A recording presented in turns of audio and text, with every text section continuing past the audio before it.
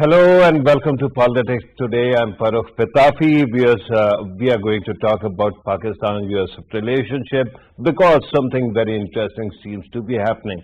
As we have pointed out repeatedly in this program, the US is about to withdraw from Afghanistan after 20 years. And in light of that, of course, there is a lot of speculation going on what becomes of Afghanistan after the US has left.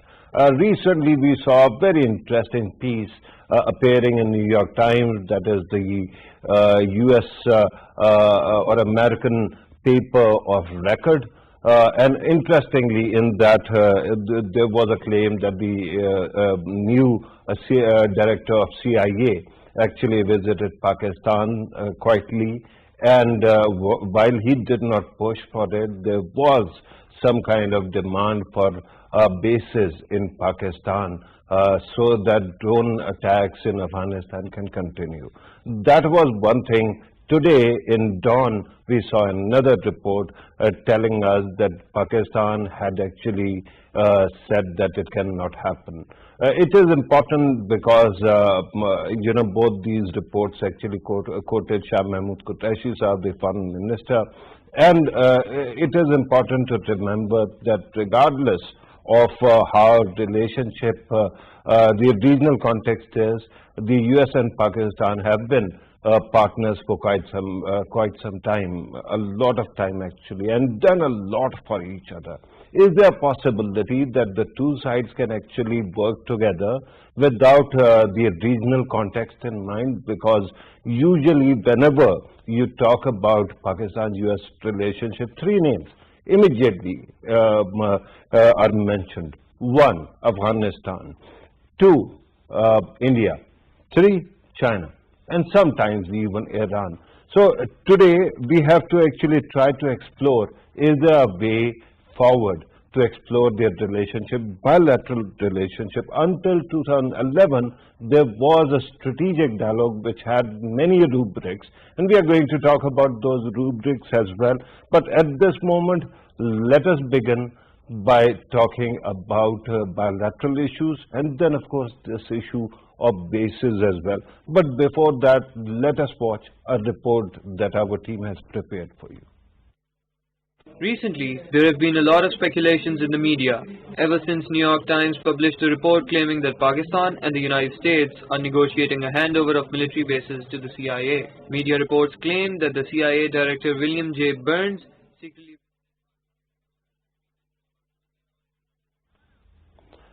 Right, you have seen what was being said. Let me introduce the participants in today's program. In the studio, I'm joined by Dr. Nazir Mahmood Saab, who is an expert on foreign affairs. Thank you very much, sir, for being part of the program. From Washington, D.C., we are joined by Michael Kugelman, who is senior analyst and an expert on regional affairs. Michael, thank you very much for being part of the program. Also, we are joined by Anwar Iqbal Saab, who is a senior journalist and has always been a very kind guide to me as well. Thank you very much, Anwar Saab. And Anwar Saab, I'm going to start with you. Just to actually put the story that has appeared in New York Times in context, do you think that it was a planted story and there is some kind of messaging in it? Well, I don't know. I mean, why should it be a planted story? Any journalist who is interested in Afghanistan, Pakistan, and that region is looking closely at what is happening there.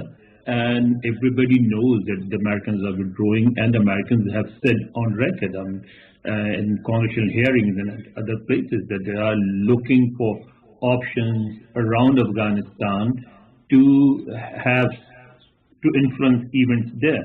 And this even said in congressional hearings that they have spoken to Pakistani officials, they have spoken to officials in other countries. So I think it was public knowledge, and what the New York Times did was to probe it a little more and spoke to the people who, some of whom were willing to speak on record, some were not. But I think to me it sounds like a fair news story.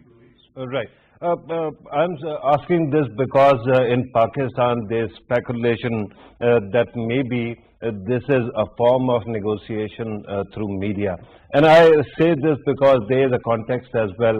Mark Mazzetti has written a book, Way of the Knife, that is about the CIA's drone program, and it is thought that the CIA actually might be actually negotiating through him. So you actually discount that. But do you think that this base issue is going to actually have a serious impact on bilateral relationship? Well, I mean, a lot of our relationship is, although we do not like it, but it is linked to Afghanistan. And events in Afghanistan have always influenced our relations with others, and this is happening this time around as well. But there's one thing I do not understand about our reaction. We tend to deny what is not even said in the story. Remember the reaction to my first story, which is based on a congressional hearing, was that no, we haven't given in basis to Afghanistan. But the story never said that we gave basis, because American officials who spoke at those two hearings that I used for my story never claimed that. They said that Americans are seeking overflight rights, and Americans are seeking other facilities, but it didn't mention bases. And this time around also, the New York Times story that I wrote for Dawn, referring to the invited report, said that the CIA chief visited Islamabad. He met Pakistani officials, but he did not raise this issue with them, although the defense secretary did. And that was also sort of, the New York Times put it in a very indirect way. But we came out with a direct denial. But I sort of understand why we do that, because we are in a very tight position. On the one hand, we are obviously facing pressure from Washington to be more cooperative, perhaps to offer bases or at least overflight rights. And on the other hand, we are also afraid of offending the Taliban, which could be a nightmare for Pakistan. So we find ourselves in a very tight spot. Right. Let me bring in Michael Kugelman. Michael, since we are talking about this story, and it actually mentions that the reason America is worried is that Afghanistan might actually go southward. And then it also mentions that the defense minister or Secretary of Defense of the U.S. might have communicated something of this sort to Army Chief. Do you think that it is something very serious and it is going to have an impact on bilateral relations? Well, I think that this New York Times story is very interesting in the sense that any negotiations, even if very informal and exploratory, between the U.S. and Pakistan about future counterterrorism cooperation post-U.S. withdrawal from Afghanistan, those would be very delicate and sensitive, and presumably would not, neither the U.S. nor Pakistan would want them made public, or the fact that they're happening made public. So that suggests to me that perhaps there was a desire on the part of U.S. officials to leak the fact that these exploratory negotiations were happening, simply to gauge reaction in Pakistan, to see what type of public reaction there would be, and so on. Unsurprisingly, you did have eventually a formal denial from the Pakistani government that there's going to be any type of future U.S. basing agreement. But I think that this is something the U.S. will continue to pursue for some time. I think that it is unlikely that there would be a basing agreement with the U.S. I think what's more likely is some type of smaller scale, less controversial type of counterterrorism cooperation. Perhaps they would look for some type of new intelligence sharing arrangement to be able to work together to monitor movements and locations of terrorists in Afghanistan. But the U.S. is not making demands. It's looking into its options, and it's been talking to a number of countries, as you know, not just Pakistan, but several countries in Central Asia. It's also looking at existing facilities and assets in the Middle East as well. So for now, the U.S. Acting Air Force Chief yesterday said that the U.S. is going to use only existing bases for over-the-horizon counterterrorism capabilities in Afghanistan for now. So that's an indication that there's no pending agreement with any country for any type of new basing agreement. So I think at this point, at least, the U.S. is going to continue to talk to Pakistan about possibilities for different forms of counterterrorism cooperation moving forward. Right.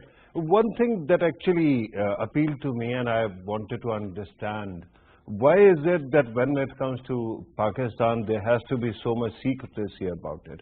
Because the story actually makes no bones about it that the CIA chief, Burns, actually traveled secretly.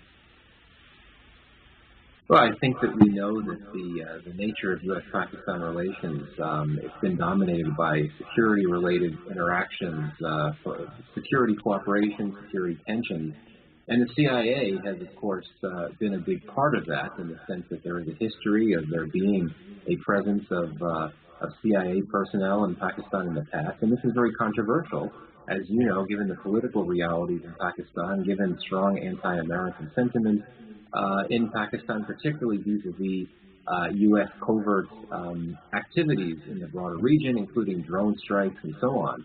So I think it makes sense that neither side, and particularly Pakistan, would want there to be information out there about negotiations involving the potential for new counterterrorism cooperation involving the U.S. and Pakistan, potentially involving basing arrangements. I mean, this is clearly something that's highly opposed by public opinion in Pakistan, and certainly many within the political class as well. So I think that neither side, certainly on the Pakistani side, there's not much of an appetite at all for that to be out there in the public. Right. One question, Dr. Nazir Mahmood, is that the U.S. must be aware the policy of the current Prime Minister of Pakistan when the G-locks were blocked repeatedly by PTI. So he won't have any kind of tolerance for the idea of providing a base. So why bring up this issue now?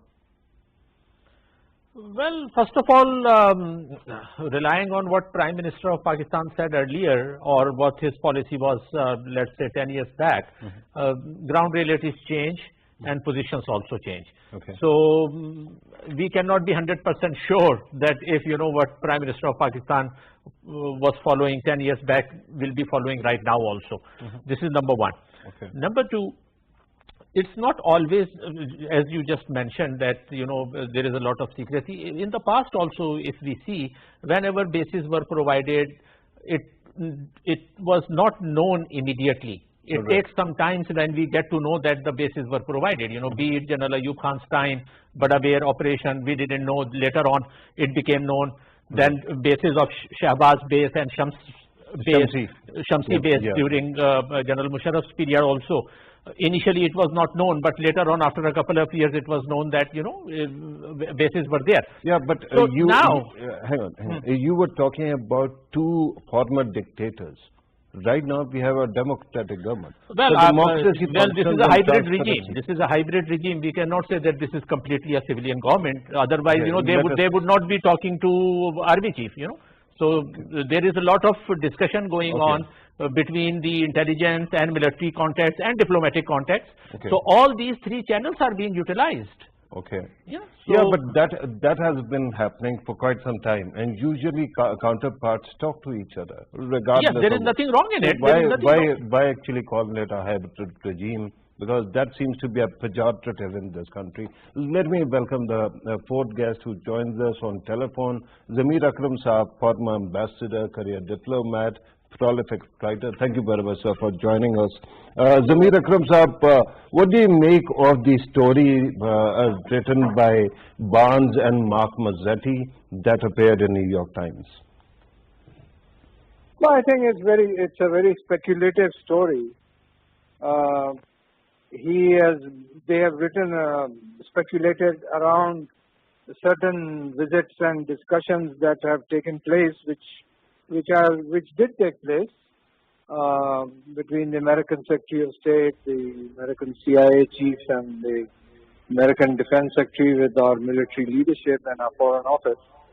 But I think there is nothing definitive anyway about the main issue that is argued in that article, which is about whether or not there are going to be any Pakistani bases, American bases on Pakistani territory.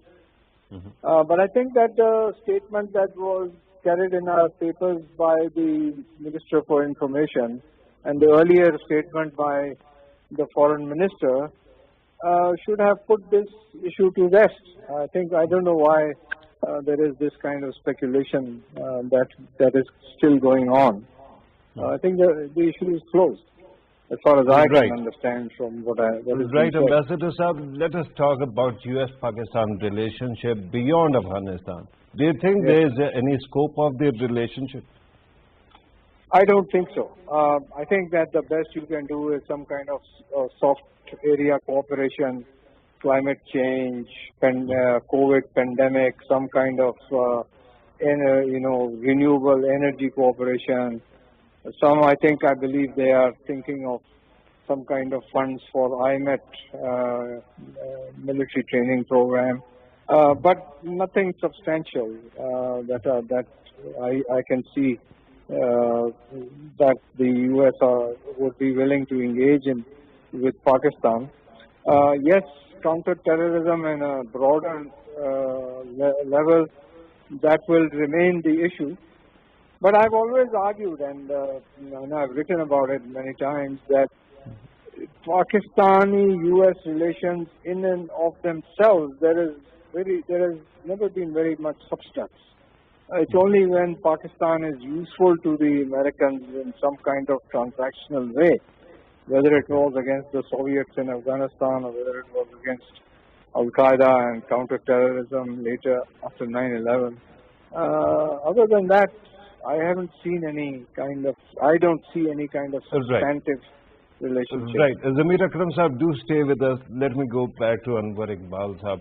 Anwar Iqbal Saab, you must be following the discourse on Afghanistan in Washington, D.C. Do you think that this is still a topic that might be discussed there, or it is no more discussed and it is sort of over, and the U.S. has just decided that it is going to withdraw, and that's that? No, it is very much a topic that people who are interested in that region talk about. I've spoken to officials from all sides, and they are very much interested. Actually, they are also having engagements with Pakistani media these are all off the record, not for reporting, but they are meeting people, they are talking about it, and even Pakistani officials are also meeting, and not just people from the Pakistani media, but from the American media also. They are explaining their side of the story, but since neither side is willing to say anything on the record, so that's why you see so much speculation. Some of these speculations are made by journalists, some of it are by officials on both sides who are still trying to explore, to find out, to send messages to each other and to the general public to gauge the reaction. So a lot of shadow boxing is happening here, and so I agree with Zamir Akram Saab that the story has a lot of speculation, but I think that is not the end of it. As far as the media is concerned, it is still a big story, and we may see more reports and more speculations. Right. Regarding Afghanistan's threat perception, that things can go awry, how strong is that perception in Washington, sir? Very strong. People are concerned. People know, those who know the region, they also know the differences. What is happening here is something that has happened before, so you do not really have to be a rocket scientist to guess what might happen now. The Taliban are getting an upper hand, and but at least in Washington, people feel that the Afghan armed forces this time around are strong enough to stay there for some time, so they're not going to collapse in the near future, and then people like Abdullah, Dostum and others, and those who have replaced them, the younger generation too, they are willing to retreat to their pockets. So once again, Panjshir, once again, Mazar Sharif, once again, Balkh may become pockets of resistance to Taliban. So people fear a lot of chaos, a lot of bloodshed in Afghanistan, and that is why you see all these activities. Right. Michael Kugelman, how realistic an assessment this is, that in Afghanistan things can really go south? I say this because on the face of it, of course, it seems that Afghan Taliban are strong, but there is a state, there is a government, and it still has a lot of equipment and forces at its command. Your take, sir. Hello? Yeah, well, as my friend Anwar says, indeed, I think that here in D.C., concern about Afghanistan's immediate future have deepened. You're starting to see a number of government assessments reflecting this idea that the security situation could really fall apart very quickly once U.S. forces have completed their withdrawal, and that you could have the Taliban in a position to seize more political power around the country. And I think for me, the most concerning thing is that even now, with foreign troops not yet out, you have a number of provincial capitals in Afghanistan that are essentially surrounded by the Taliban. And I think that the Taliban is just waiting for the foreign troop withdrawal to be complete, and then it will actually move into these cities and try to seize territory. And in the past, Afghan forces were aided by NATO air power to repel these Taliban advances into cities. But without that NATO air power, that means that the Taliban will be in a position not just to enter these cities, but to stay there indefinitely. And that's clearly very concerning. I'm not saying that we're about to see Kabul anytime soon, as you noted before. The ANSF, the Afghan Security Forces, their capacities have been strengthened to a great degree, particularly in terms of kinetic activities, thanks to these training and advising missions. But the Taliban has never been stronger, and I think we have reason to worry. I think the biggest question beyond the immediate term is how long international assistance for the Afghan security forces continues, because if that assistance were to end, then I think you really have to worry about the security forces falling apart, and that could be what allows the Taliban to seize power altogether. But I don't think fear-mongering that much, given that the peace process is so fragile and it's not collapsed, but is really weak right now. That suggests to me we can't expect the Taliban to ease up on its offensive and violence anytime soon, including after the foreign troop withdrawal has been concluded. Right. And another question that one has to actually ask, is it a foregone conclusion that now there isn't going to be any kind of peace deal or any kind of settlement between Afghan Taliban and Afghan government before the U.S. actually leaves Afghanistan? Yes, I think it's unlikely that anything is going to happen on the peace process front until the foreign troop presence is complete. The Taliban has made that very clear. It refused to participate in this big peace conference in Turkey that the U.S. government had been pushing for. There have been talks, including today. There have been some discussions between Taliban officials and some members of the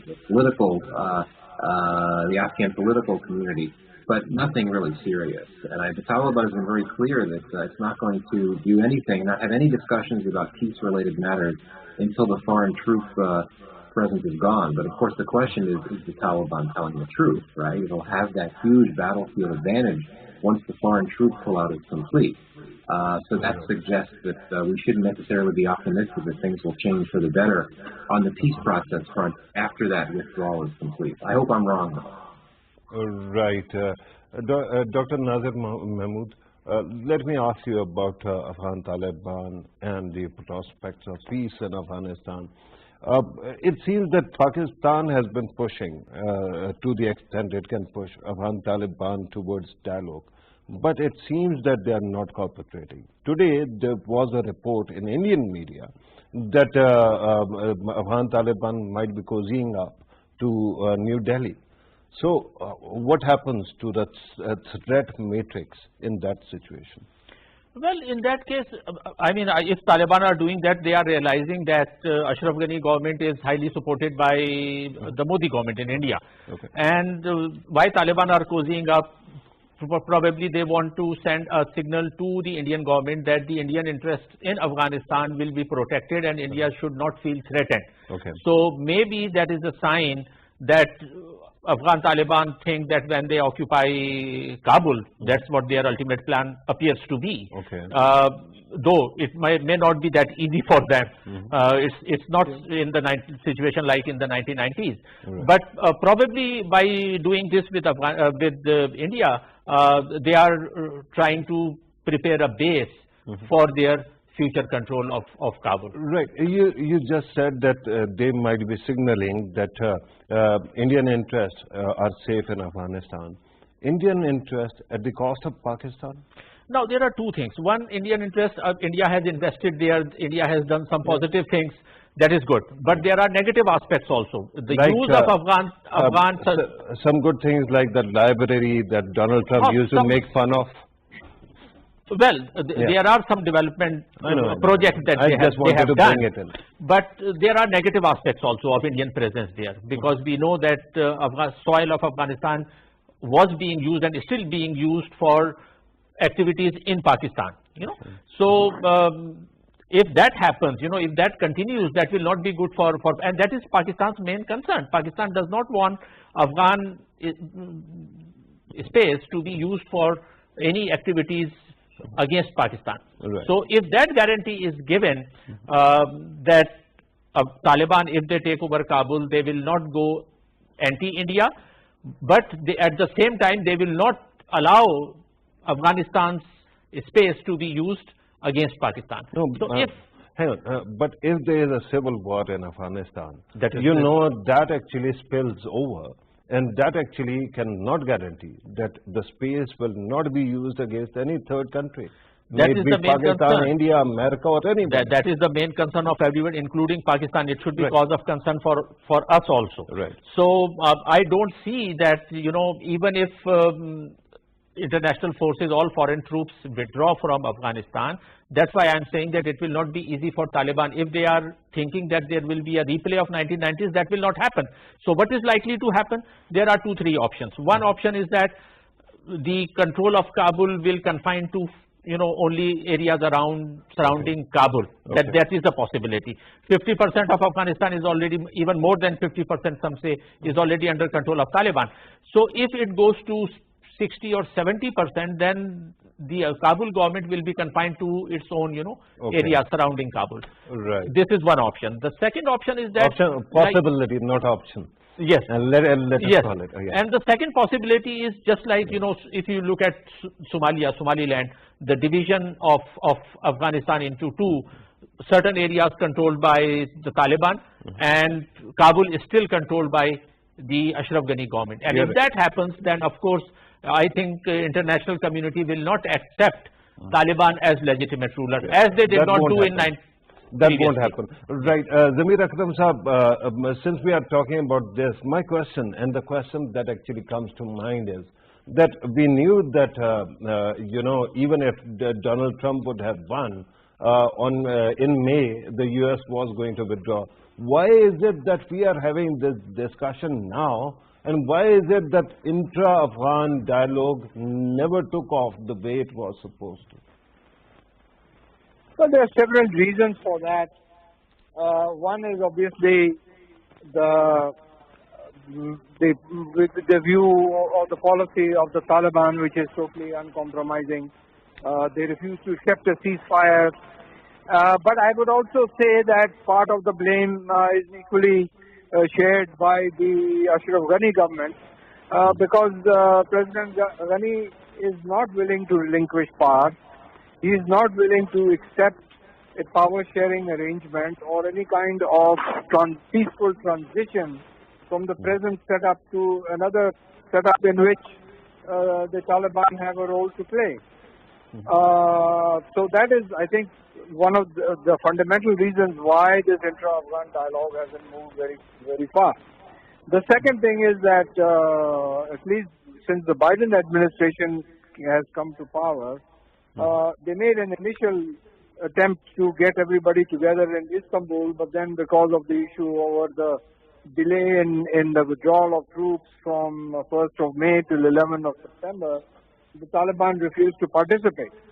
I think that at that time, an effort, even before that decision was declared about the delay, the Taliban should have been consulted. They should have been taken into confidence, and then this decision about the delay should have been announced. But just simply stating in the media or in the public that we are going to delay has obviously led to this particular situation where the Taliban have refused to participate. Now that is in the past. What is going to happen in the future? Of course, the looming threat is about a renewed civil war. And of course, there are spoilers in the game like India. No matter, I don't believe this argument that the Indian press is claiming that the Taliban are cozying up to Delhi. They have no reason to do that because they know very well that once the Americans are out, the one country that is going to keep the Kabul government fully supplied is India. So I don't see the Taliban cozying up to the Indians. I think this is just false reporting.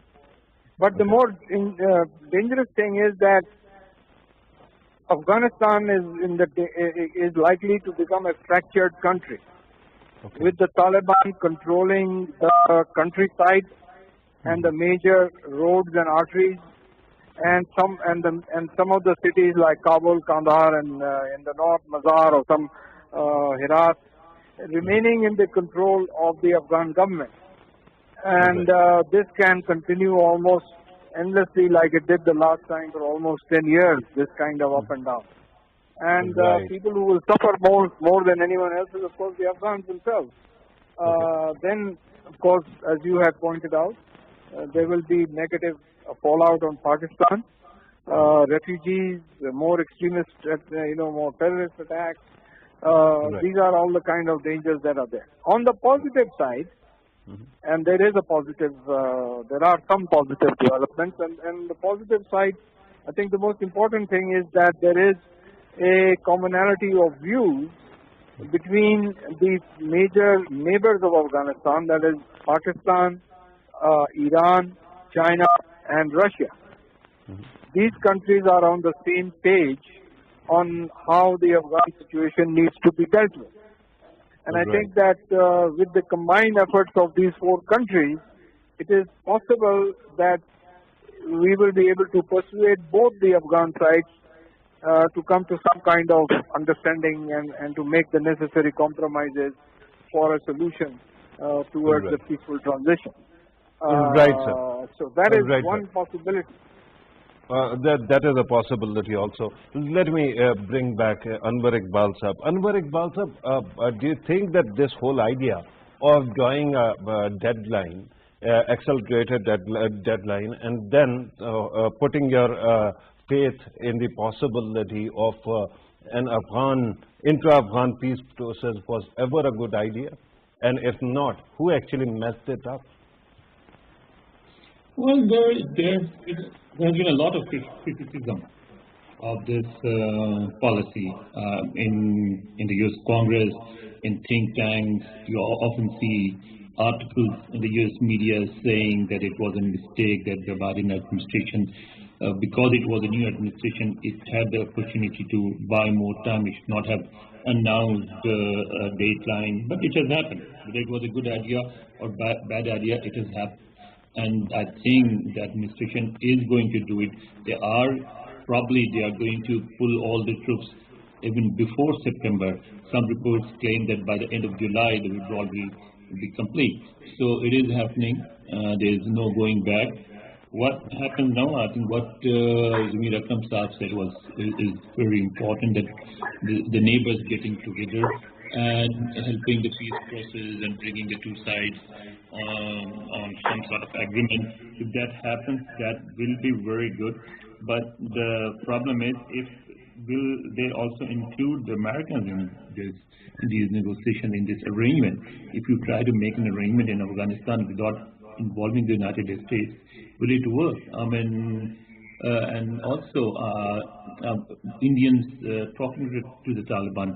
Well, whether the Taliban are cozying up to the Indians or not, but of course the Indians are talking to the Taliban because Taliban are now a force to reckon with. They realize that probably they are the strongest force, and the Indians will try to have some links to the Taliban, some influence on them. That too is happening, and the Indians also have their pockets of support inside Afghanistan, in the northern areas, and in Kabul, and they will use their links too to create troubles for Pakistan. So I've always believed that there can be no peace in Afghanistan unless and until all neighboring countries and some not immediate neighbors like India are involved and they all support the peace process. Because if they do not, they will continue. We have seen that. We saw that before, that India also supplied its supporters, gave them weapons and money, and they will do that again. And Afghanistan will remain unsettled. Right.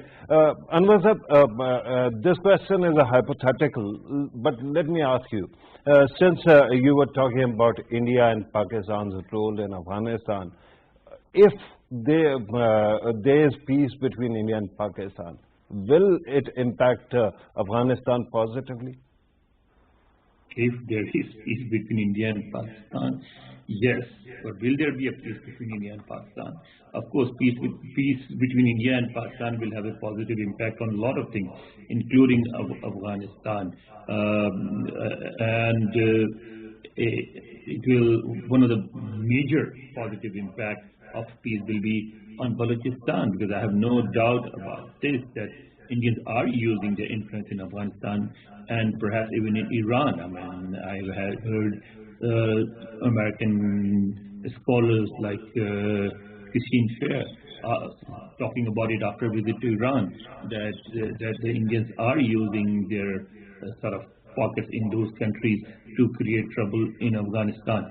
So if we have peace between India and Pakistan, it will be good for everybody. Right. Michael, you can comment on anything that was said earlier, but let me ask you about this. What Iran does in Afghanistan, what Russia or China do, that can be identified and easier. But the biggest player has been, or impact has been, of India-Pakistan confrontation. If the US actually wants to stabilize Afghanistan, is it not important for the US to actually invest some time and energy in bringing Pakistan and India back to the negotiation table? Yes, absolutely.